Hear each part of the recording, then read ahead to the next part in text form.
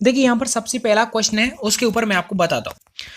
देखिए पहला क्वेश्चन है इसमें कि the sentence they go to temple, यानी कि वे मंदिर जाते हैं, ये कौन सा टेंस है। ठीक है, अभी छोटे छोटे क्वेश्चन उसके बाद थोड़े बड़े बड़े आ जाएंगे, तो ध्यान से समझ लेना, क्योंकि आगे जो कॉन्सेप्ट आएगा वो मैं आपसे खुद पूछूंगा और मैं उम्मीद करूंगा कि मेरे बताने से पहले आप उस क्वेश्चन को बता देंगे। देखिए आप हमेशा याद रखिए, जैसे दे गो टू टेम्पल, यानी अगर आपको किसी भी टेंस की पहचान करनी है तो देखो ज्यादातर जो मैं आपको बताता हूँ एग्जाम में जो क्वेश्चन बनता है वो प्रेजेंट इंडेफिनिट, पास्ट इंडेफिनिट और एक होता है प्रेजेंट परफेक्ट कंटिन्यूअस टेंस। ये तीन ऐसे टेंस हैं जिनको आपको याद कर लेना चाहिए, पढ़ लेना चाहिए। यदि नहीं आते ना तो आप सर्च करो टेंस बाई राम सर, तो जो मैंने तीन टॉपिक बताए उनसे क्वेश्चन हमेशा बनता है। देखो बाकी जो और टेंस होते हैं उनमें तो हेल्पिंग वर्ब और सब कुछ एकदम क्लियर नजर आ जाती है, लेकिन जो बंदा फंसता है वो पास्ट इंडेफिनिट और प्रेजेंट इंडेफिनिट और प्रेजेंट परफेक्ट सेंस फॉर का जो यूज होता है उसमें फंस जाता है। तो वो मैंने स्पेशली आपको समझा रखे हैं, वहां आप देख सकते हैं यदि आपको और भी ज्यादा सीखना है तो। अभी आप हमेशा याद रखें, जैसे देखो इस वाले टेंस में क्या आ रही है बताओ, ये देखो एक मैं थोड़ा डीपली बताता हूँ। ये होता है एस वी ओ, इसे बोलते हैं वर्ब और इसे बोलते हैं सब्जेक्ट और इसे बोलते हैं ऑब्जेक्ट। यानी याद रखना, वर्ब से पहले क्या आता है सब्जेक्ट और वर्ब के बाद क्या आता है ऑब्जेक्ट आता है, ये याद रखो। अगर आपकी वर्ब फर्स्ट फॉर्म है, क्या है, यदि आपकी वर्ब फर्स्ट फॉर्म है, यदि आपको कोई सेंटेंस दे रखा है उस वर्ब में क्या है फर्स्ट फॉर्म आ रही है, या फिर उस वर्ब की फर्स्ट फॉर्म में एस या फिर ई एस लग के आ रही है। जैसे मान लो अगर यहां पर होता है ही गोज टू टेम्पल, ऐसे होता तो देखो वर्ब की फर्स्ट फॉर्म ये रही, इसमें ई एस ऐड होकर के आ रही है। तो अगर ऐसा कभी कोई केस फंस जाए कि फर्स्ट फॉर्म हो या फिर उसमें एस और ई एस आ रही हो, तो हमेशा वो प्रेजेंट इंडेफिनिट होता है। तो बताइए यहां पर देखो फर्स्ट फॉर्म आ रही है ना, यानी वर्ब की फर्स्ट फॉर्म, ये कौन सा टेंस होगा, प्रेजेंट इंडेफिनिट टेंस हो जाएगा। समझ में आ गया। यदि नेगेटिव की बात करें तो हेल्पिंग वर्ब इसमें जो होती है वो होती है डू और डज। ये बताओ डू डू मतलब क्या होता है करना, ये हेल्पिंग वर्ब आपने पढ़ा है। तो डू डज भी क्या है प्रेजेंट इंडेफिनिट टेंस के अंदर ही आते हैं। और सुनो, डू डज के बाद यदि नॉट यूज हो रहा है तो याद रखना इसमें हमेशा वर्ब की फर्स्ट फॉर्म ही लगाते हैं। मैंने अभी बताया था क्यों लगाते हैं, क्योंकि वो प्रेजेंट इंडेफिनिट के अंदर वर्ब की फर्स्ट फॉर्म ही यूज होती है। अब आप बोलेंगे सर थोड़ा और इसे क्लेरिफाई कर दी ताकि हमारे और समझ में आ जाए। देखिए सुनिए, ऐसे याद रखो थोड़ा आपको जल्दी समझ में आ जाएगा। जैसे आप देख रहे हैं यहां पर ये लिख रहा है डू और ये लिख रहा है डज। ये बताइए यहां पर जो डू लिख रहा है ये डू माने करना, ये फर्स्ट फॉर्म है ना। तो अभी क्या बोला था, और देखो ये फर्स्ट फॉर्म है, इसमें ई एस लग रही है या फिर एस लग रही है, ऐसे सोचो। तो अभी जो मैंने क्या बताया था कि यानी वर्ब की फर्स्ट फॉर्म में फर्स्ट फॉर्म हो चाहे उसमें एस या फिर ई एस लग रहा हो, वो प्रेजेंट इंडेफिनिट के अंदर आता है। तो आपको इससे डूडल्स भी याद हो जाएगा और फर्स्ट फॉर्म या फिर एस और ई एस वाले कॉन्सेप्ट भी आपको समझ में आ जाएंगे। एक कॉन्सेप्ट जो बार बार पूछा जाता है हमेशा याद रखें, यूनिवर्सल ट्रुथ। क्या, यूनिवर्सल ट्रुथ जो हमेशा सच होता है। जैसे आपने कहा कि जो सूरज है वो पूरब से उगता है, मतलब ये सच है, आज भी सच है, कल भी सच ही रहेगा। तो ये जो चीजें वो चेंज नहीं हो सकती। तो जो चीज चेंज नहीं हो सकती वो जो बातें होती हैं वो हमेशा प्रेजेंट इंडेफिनिट टेंस के अंदर लिखी जाती हैं। एक बात और मैं यहाँ पर ऐड कर देता हूं कि प्रेजेंट इंडेफिनिट बहुत इंपॉर्टेंट टेंस है, इसलिए मैं आपको डीपली बताता हूं। जब आप इसका याद रखें, जब आप इसे डायरेक्ट से इनडायरेक्ट बनाते हैं, यदि कोई भी यूनिवर्सल ट्रुथ है जो हमेशा सच रहेगा, आज है कल भी रहेगा, उसका इनडायरेक्ट बनाते समय उसमें कोई चेंज नहीं किया जाता, क्योंकि यूनिवर्सल ट्रुथ में चेंज नहीं कर सकते। समझ रहे हैं आप, अगर चेंज हो गया तो वो यूनिवर्सल ट्रुथ थोड़ी रहेगा। यस और नो। तो ये चीजें क्या होती हैं कि जो चेंज नहीं होती उनसे पहले दा का यूज करते हैं, और दूसरी बात वो प्रेजेंट इंडेफिनिट में होती है। डायरेक्ट से इनडायरेक्ट में जब उसे चेंज करते हैं तो उसका भी कोई फर्क नहीं पड़ता है, उसमें कोई रूल नहीं चलता। जैसा इनडायरेक्ट में होता है वैसे इनडायरेक्ट में हम उसे लिख देते हैं। तो देखो ये मैंने आपको इसलिए बताया ताकि आगे आपको 4-5 क्वेश्चन इसको देखने को मिलेंगे। तो फर्स्ट हो जाएगा। इसके बाद याद रखें सेकंड फॉर्म यदि आ रही है, जैसे अभी मैंने आपको बताया क्या बोला, फर्स्ट फॉर्म में एस या ई एस हो तो present indefinite. Sir first form नहीं आ रही है, अगर सेकंड फॉर्म आ जाए तो याद रखना अगर सेकंड फॉर्म आ जाए मतलब वो पास्ट इंडेफिनिट टेंस में आता है। किस में आता है, पास्ट इंडेफिनिट में। एक और याद रखें, अगर ये नेगेटिव या इंटरोगेटिव होगा तो इसमें क्या हो जाएगा, डिड नॉट प्लस वर्ब की फर्स्ट फॉर्म। तो ये आपको याद रखना है कि पास्ट इंडेफिनिट जिसमें सेकंड फॉर्म यूज की जाती है, और सेकंड फॉर्म किस में यूज होती है, सिंपल सेंटेंस में। यदि वो नेगेटिव या फिर इंटरोगेटिव होता है तो उसमें डिड प्लस वर्ब की फर्स्ट फॉर्म का यूज किया जाता है। समझ में आ गया। और एक और बात देखो, यदि कभी भी कोई नजदीकी पास्ट आ जाए, जैसे last Sunday, yesterday, the day before yesterday, ठीक है, लास्ट लास्ट ईयर, अगर ऐसा कुछ आ जाता है जो आपके नजदीकी पास्ट को बताता है, यानी अभी अभी जो निकला हुआ पास्ट है, उसमें हमेशा हम सेकंड फॉर्म का यूज करते हैं। किसमें? अब सेकंड फॉर्म यानी पास्ट इंडेफिनिट टेंस में। अगर सिंपल है तो सेकंड फॉर्म यूज कर देना, अगर वो नेगेटिव इंटेरोगेटिव है तो उसमें डिड और प्लस वर्ब की फर्स्ट फॉर्म यूज कर देना। तो देखो पास्ट इंडेफिनिट का भी मैंने पूरा केस बता दिया, तो इसमें बी वाला जो ऑप्शन है सही हो जाएगा। आगे देखो, ये आप अब इसे बहुत जल्दी कर देंगे। देखो, which tense is used for denoting universal truth, ऐसा कौन सा टेंस है जो यूनिवर्सल ट्रुथ बताता है, यानी हमेशा हमेशा के लिए सच। कौन सा होता है? जो सबसे पहले वाला होता है, यानी प्रेजेंट इंडेफिनिट टेंस। ए वाला हो जाएगा, अभी मैंने बताया था। अनलेस वाला आपने देखा कि आपको पता है उस कॉन्सेप्ट आया था, आपको मैंने बहुत अच्छी तरह समझाया। देखिए, अनलेस वाला कॉन्सेप्ट बार बार पूछा जाता है, इसलिए मैं आपसे बार बार बोलता हूँ इसे आप थोड़ा अच्छी तरह ये कंडीशनल सेंटेंसेस है पढ़ लेना। आपको पता है कि आपको जो ऑफिशियल वेबसाइट पर जो टेस्ट दे रखा है उसमें मॉक टेस्ट में आ रखा है एक अनलेस का क्वेश्चन। देखिए, इसके दो तीन कॉन्सेप्ट होते हैं जो बार बार हर बार कोई कौन सा पूछ लिया जाता है, कोई दूसरा पूछ लिया जाता है, तो थोड़ा बता देता हूँ। देखिए, याद रखना अनलेस, अनलेस का क्या होता है, यानी अनलेस या फिर देखो अगर सेंटेंस में कभी स्टार्टिंग में इफ आ जाए या फिर अनलेस आ जाए, तो अनलेस या इफ वाले सेंटेंस में इस कॉमा से पहले वाला जो ये पूरा सेंटेंस होता है ये कभी भी फ्यूचर में नहीं लिखा जाता है। पहली बात देखो, बिल और सेल फ्यूचर में आता है, इसलिए हम यहां से बी हटा देंगे और बी वाले पार्ट में एरर हो जाएगा। समझ में आ गया? यानी इफ और अनलेस वाले में कभी भी फ्यूचर यूज नहीं होता है, प्रेजेंट हो जाएगा, पास्ट हो जाएगा, लेकिन फ्यूचर नहीं होगा। बात समझ में आ रही है? मैं जो बोल रहा हूं और जो कॉमा के बाद कुछ भी आए उससे कोई फर्क नहीं पड़ता, लेकिन इफ और अनलेस में कभी भी फ्यूचर यूज नहीं होता। समझ में आ रहा है कि बस वैसे ही बस मोबाइल चालू करके आ रहा ना, सर जी तो चकाचक पढ़ा रहे और मैं बस सुन रहा हूं क्या बोल रहा है। समझ ले यार, ये आता है बार बार। देखो आगे बोलता हूं, अब थोड़ा और भी आपको डीपली बता देता हूं, थोड़ा जल्दी है ना, काफी सारे क्वेश्चन, वीडियो बहुत लंबा हो जाता है, फिर पता नहीं आप क्या सोचते हैं। तो देखो याद रखना, अनलेस और इफ के साथ कभी फ्यूचर यूज नहीं होता। एक और बात याद रखना, अनलेस, अनलेस यदि यूज हो रहा है सेंटेंस में तो आपको कभी भी नॉट यूज नहीं करना है। दो बात याद रख लो, लिख लो, रट्टा मार लो कि अनलेस में कभी भी सेल विल या फिर फ्यूचर टेंस यूज नहीं किया था, ना तो अनलेस के साथ ना इफ के साथ। लेकिन अनलेस के साथ एक चीज और चलती है, वो कौन सी चीज है कि अनलेस के साथ कभी भी नॉट यूज नहीं किया जाता है। बात खत्म, आगे बढ़ो। आगे देखो, it is the first time when I met him, यानी ये मेरा पहला टाइम है जब मैं उससे मिला। तो ये मैं कॉन्सेप्ट आपको समझा देता हूं बहुत। देखो जो समझाने लायक है, यानी जिसमें डीपली क्वेश्चन बनते हैं उनको मैं डीपली समझा रहा हूं। याद रखना, it is the first time यदि कभी भी आ जाए तो इसके बाद हमेशा प्रेजेंट परफेक्ट टेंस का यूज करते हैं। ये रट्टा मारना है आपको, इसमें मैं कुछ नहीं कर सकता। तो प्रेजेंट परफेक्ट टेंस की बताता हूं। देखिए, जब कोई काम हो चुका होता है, चुका है, लिया है, दिया है, ऐसी चीजें होती हैं वो प्रेजेंट परफेक्ट में होती हैं, और इनकी जो हेल्पिंग वर्ब होती है वो होती है हैज, है, वो थर्ड फॉर्म होता है। तो बस यानी कि it is the first time यदि कभी आ जाए तो आपको जो सेकंड वाला जो टेंस यूज करना है वो प्रेजेंट परफेक्ट यूज करना है।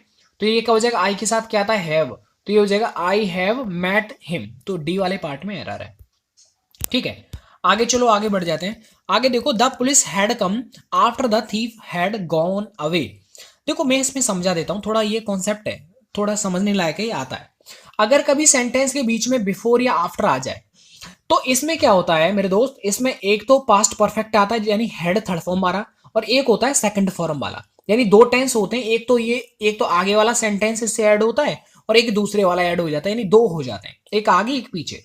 जैसे आपने देखा होगा ट्रैक्टर ट्रॉली, जैसे मान लो ये आपका ट्रैक्टर है और ये है ट्रॉली। इस ट्रैक्टर ट्रॉली को जोड़ने का काम इसमें बीच में क्या डालते हैं, बताओ तो, गुल्ला। बताओ, गुल्ला डालते नहीं ना, ज्यादा मत हंसो। यानी ट्रैक्टर ट्रॉली को यदि मुझे जोड़ना है तो इसके बीच में क्या डालना पड़ेगा, गुल्ला, ठीक है। मतलब गुल्ला उसे बोलते हैं। तो वो क्या होता है, गुल्ला का मतलब होता है कंजंक्शन, एक तरह से वो कनेक्ट करने का काम करता है, जोड़ने का काम करता है। तो यानी एक बात बताओ, ट्रैक्टर और ट्रॉली इन दोनों को जो जोड़ने का काम कर रहा है वो गुल्ला। यानी कि अगर दो सेंटेंसों को जोड़ने का जो काम करता है वो क्या करता है, कंजंक्शन। सर याद नहीं हो रहा, देखो एक चीज आपको रिलेट करके बताता हूं।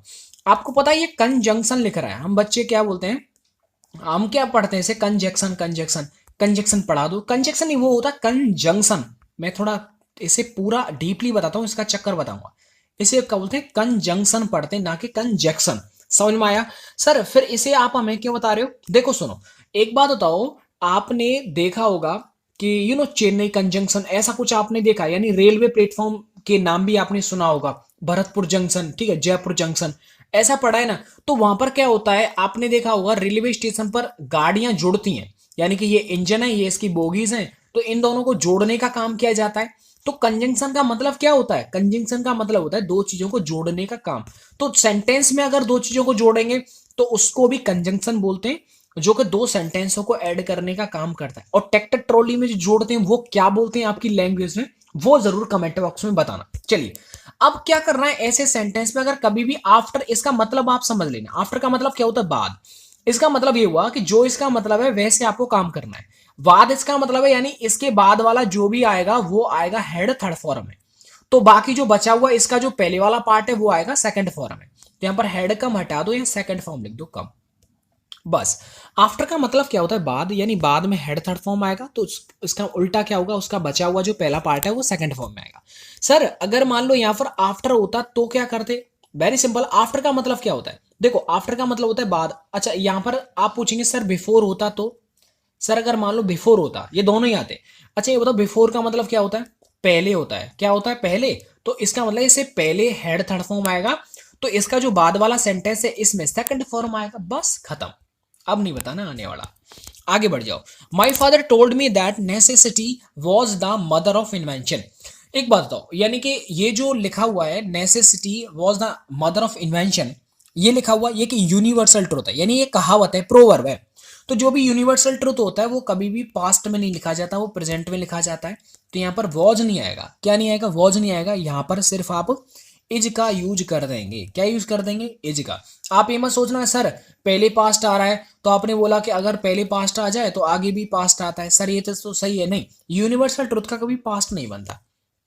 आगे देखो, whenever she is writing a letter she commits so many mistakes, यानी जब जब वो क्या लेटर, इसका मतलब है जब जब वो लेटर लिखती है वो बहुत सारी गलती कर देती है, ये होना चाहिए। तो देखो आगे जो टेंस के मुताबिक यहां पर क्या आ जाएगा, इसमें प्रेजेंट इंडेफिनिट टेंस का यूज होगा, समझ में आ रहा है। तो यहां पर क्या इज राइटिंग नहीं आएगा, यहां पर आ जाएगा राइट्स, क्या आ जाएगा, राइट्स आ जाएगा। देखो शी के साथ वर्ब में एस और एस लगाते हैं, समझ में आ गया। अगर यहाँ पर होता आई बी यू दे तो हम सिर्फ राइट लिखते थे। तो यहाँ पर क्या है, बी वाले पार्ट में गलती है। अब ये इसका मतलब whenever she writes a letter, जब भी वो एक लेटर लिखती है बहुत सारी गलती करती है।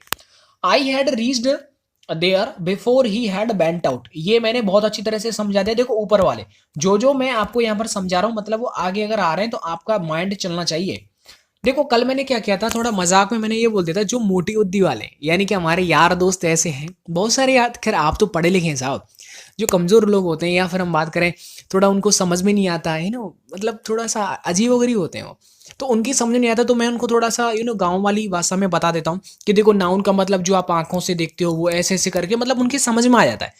मोटी बुद्धि का मतलब ये नहीं कि उनको मैं कुछ गलत बोल रहा हूँ, वो सिर्फ हंसी मजाक में। और यार आप और हम तो हंसी मजाक करते रहते हैं, ये तो कोई नई बात नहीं है, आज की तो बात नहीं है ना, तो प्लीज बुरा मत मानिएगा। मैंने कमेंट करके ही बोला था यार मेरे चाचा बुरा क्यों मान रहा है ठीक है, तो बुरा मानने वाली कोई बात नहीं है।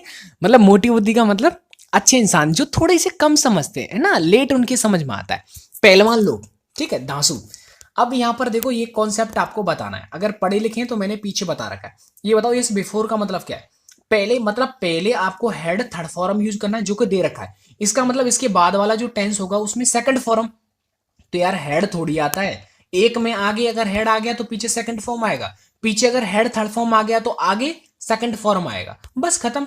तो यहां पर सिर्फ याद रखना सेकंड फॉर्म आएगा, क्योंकि हेड थर्ड फॉर्म पहले बिफोर के अकॉर्डिंग पहले आ चुका है, जो आना चाहिए लास्ट में सेकंड फॉर्म। आगे देखो साथ में the police had come after the thief had gone away.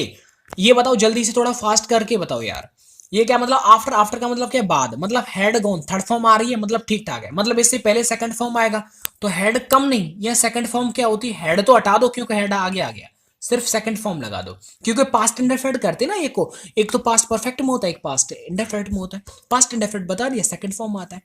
आगे देखो, my father told me that necessity, ये तो मैंने आपको आई थिंक बता चुका हूँ यार इनको, आई थिंक दोबारा रिपीट हो गए ना वो। चलो 10वां देखो, आई हैड, ये देखो बिफोर का मतलब क्या होता है, बिफोर का मतलब पहले, मतलब आ रखा है, मतलब सेकंड में, ये सेकंड वाला आ जाएगा। ये मैंने, हाँ ये नहीं बताया, देखो 11वां, she said to me Mohan that she has met him previous day, मतलब प्रीवियस डे का मतलब है जो अभी भी निकल के दिन जो चला गया है। तो मैंने अभी आपको बताया था, बहुत प्यार के अच्छे से तरीके से के साथ मैंने आपको बताया था। देखो क्या बताया था, यानी कि थोड़ा सा इसे आप खुद सोचो फिर मैं आपको बता देता हूं। देखो ये बताओ, ये जो लिख रहा है दैट से पहले ये जो टेंस आ रहा है वो कौन सा टेंस आ रहा है बताओ, सेकंड फॉर्म यानी पास्ट इंडेफिनिट आ रहा है। तो यानी दैट के बाद भी जो टेंस चलेगा ये यूनिवर्सल थोड़ी है, सार्वभौमिक सत्य थोड़ी है। अगर ये यानी कि दैट से पहले अगर दैट से पहले पास्ट आ रहा है तो मतलब इसके बाद भी आने वाला जो टेंस होगा वो भी क्या हो जाएगा, पास्ट में हो जाएगा। तो देखो यहाँ पर हैज नहीं आना चाहिए, यहाँ पर क्या आना चाहिए, हैड। तो हैड करेंगे वो पास्ट में आता है, हैज और हैव प्रेजेंट में, हैड पास्ट में आता है। आगे देखो, I have been reading in this school since the last week. देखो मैं आपको कई बार बता चुका हूं, कई बार बता चुका हूं कि यार यहां पर ये क्या होता है, ये रट्टा मार लो, ये फिक्स है। द लास्ट वीक अगर कहीं पर आता है तो वहां पर सिंस की जगह पर हम फॉर का यूज करते हैं। क्यों? क्योंकि जो द लास्ट वीक जो होता है वो पीरियड ऑफ टाइम को शो करता है, तो पीरियड ऑफ टाइम को शो करता है, इसलिए सिंस नहीं, यहां पर क्या आ जाएगा, फॉर आ जाएगा। ये फिक्स है, याद कर लो इसे। आगे देखो, as soon as I will reach Patna I will inform you. जैसे मैं पटना पहुंच जाऊंगा मैं तुम्हें इन्फॉर्म कर दूंगा। तुम्हें सही लग रहा होगा लेकिन मुझे गलत लग रहा है।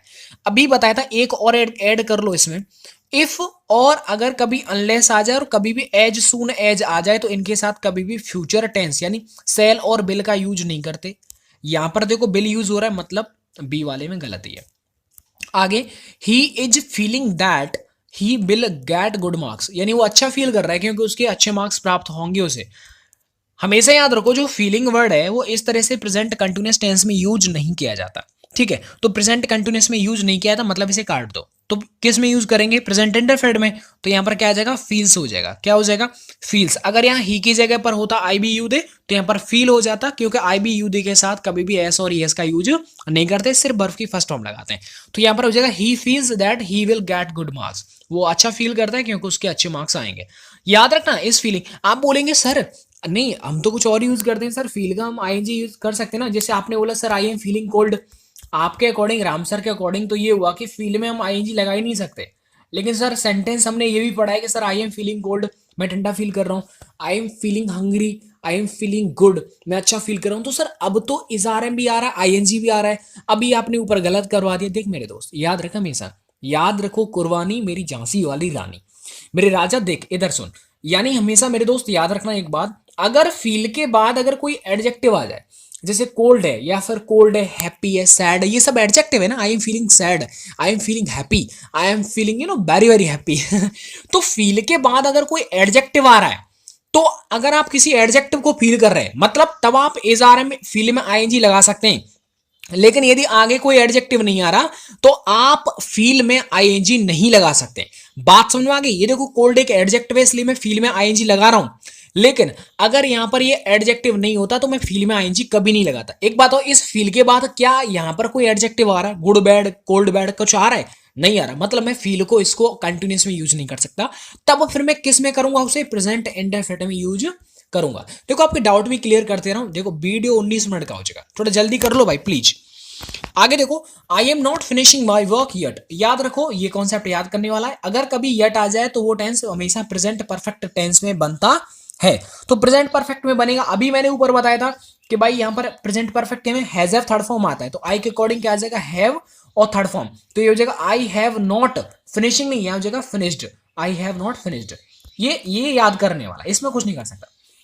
देखो, Ram and Shyam are learning English for 2 hours. देखो राम और श्याम जो है वो 2 घंटे से इंग्लिश सीख रहे हैं, याद कर रहे हैं, पढ़ रहे हैं। देखो यार हमेशा बताऊं मैं आपको, मैंने बोला कि हमेशा आप सिंस फॉर वाला यूज देख लो।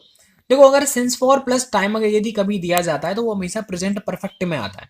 प्रेजेंट परफेक्ट में, पास्ट परफेक्ट में आ सकते हैं वो अकॉर्डिंग टू ऑप्शंस, लेकिन यहाँ पर हम प्रेजेंट परफेक्ट बना रहे हैं, कंटिन्यू प्रेजेंट परफेक्ट कंटिन्यूस। तो सिंस फॉर प्लस टाइम आया तो प्रेजेंट परफेक्ट कंटिन्यूस में बनाओ, इसलिए आर नहीं आएगा। राम एंड श्याम ये प्लूरल है इसलिए यहाँ पर आ जाएगा हैव बीन आईएनजी दे रखा है। तो ये हो जाएगा Ram and Shyam have been learning English for 2 hours. समझ में आ गया? अगर ये सिंगुलर होता, ओनली राम होता या फिर ओनली श्याम होता तो हैज बीन आ जाता। ये प्लूरल है, आई बी यू दे आ जाए तो हैव बीन करना है आपको। और एक और बात देखो, अगर यहाँ डिजिट आ रहा है ना इसलिए 2 आवर्स 3 आवर्स 3 डे, अगर ऐसा कुछ आता है तो हम फॉर लगाते हैं। अगर यहाँ पर फिक्स टाइम आ जाता है उसमें डिजिट नहीं आए तो उसमें हम हमेशा क्या लगाते हैं, सिंस। समझ में आ गया? आगे, he has not completed his work last night. बताया था लास्ट नाइट यस्टरडे, अभी अगर अभी निकला है ना लास्ट नाइट, जो अभी आपका अभी जो पास्ट गया है निकला है वो पास्ट इंडेफिनिट में यूज किया था। तो पास्ट इंडेफिनिट में हमेशा हम क्या यूज करते हैं, डिड नॉट प्लस वर्ब की फर्स्ट फॉर्म, क्योंकि ये नेगेटिव है। नेगेटिव में डिड नॉट प्लस वर्ब की फर्स्ट फॉर्म, यदि सिंपल होता तो ओनली सेकंड फॉर्म। तो यहाँ यूज कर दो डिड, और नॉट दे रखा ये कंप्लीट है, बस ये कर दो कंप्लीट, ठीक है। तो ये हो जाएगा he did not complete his work ये लास्ट नाइट। चलो आगे देखो, I have come to know that your father has died last night. अभी मैंने बताया था, लास्ट नाइट आ रहा है मतलब अभी पास्ट निकल गया है, तो अभी जो पास्ट निकला है उसमें मतलब अगर वो सिंपल है तो सेकंड फॉर्म, नेगेटिव है तो डिड नॉट प्लस वर्ब की फर्स्ट फॉर्म। ये सिंपल है इसलिए मैं यहां पर सेकंड फॉर्म का ही यूज कर दूंगा। एक और बात देखिएगा, she says that she will take her umbrella in case it will rain. तो देखो इसमें कॉन्सेप्ट कुछ नहीं है, बस याद करना है, अगर कभी भी यानी कि देखो बिल रेन की जगह यहां जो लिख रहा है बिल रेन, यहां पर सिर्फ रेन्स आ जाएगा। क्या आ जाएगा? रेन्स आ जाएगा। सर कॉन्सेप्ट क्या है याद रखो, अगर कभी भी इन केस यदि आ जाता है तो इन केस वाले क्लॉज में हमेशा सिंपल प्रेजेंट टेंस का यूज करते हैं। तो देखो इन केस के बाद जो टेंस आएगा वो हमेशा प्रेजेंट इंडेफिनिट में आएगा। तो प्रेजेंट इंडेफिनिट में आने के लिए इट देखो ही सी इट नेम यदि आता है तो हम वर्ब में एस और एस यूज करते हैं, इसलिए हम यहाँ से एस यूज कर देंगे और डी वाला एकदम करेक्ट कर देंगे। दोस्तों देखो मैंने यहाँ पर आपको 22 मिनट लिया, यहाँ पर मैंने आपको पूरी कोशिश की आपको टेंस वाले जितनी भी एरर हैं, जितनी भी आपको प्रॉब्लम आती है और जहां से क्वेश्चन बनता है वो मैंने आपको प्रैक्टिस करवाया। दोस्तों यदि ये वीडियो आपको अच्छी लगे तो कमेंट करके बताओ यार कि आपको वीडियो कैसी लगी, और मुझे जरूर बताना कि ट्रैक्टर ट्रॉली को जोड़ने के लिए जो क्या चीज यूज करते हैं आप अपने गाँव में। दूसरी बात देखो, इसके साथ ही साथ मैं आपको प्रीपोजिशन की भी, देखो प्रीपोजिशन है मेरे साथ, इसके साथ वो भी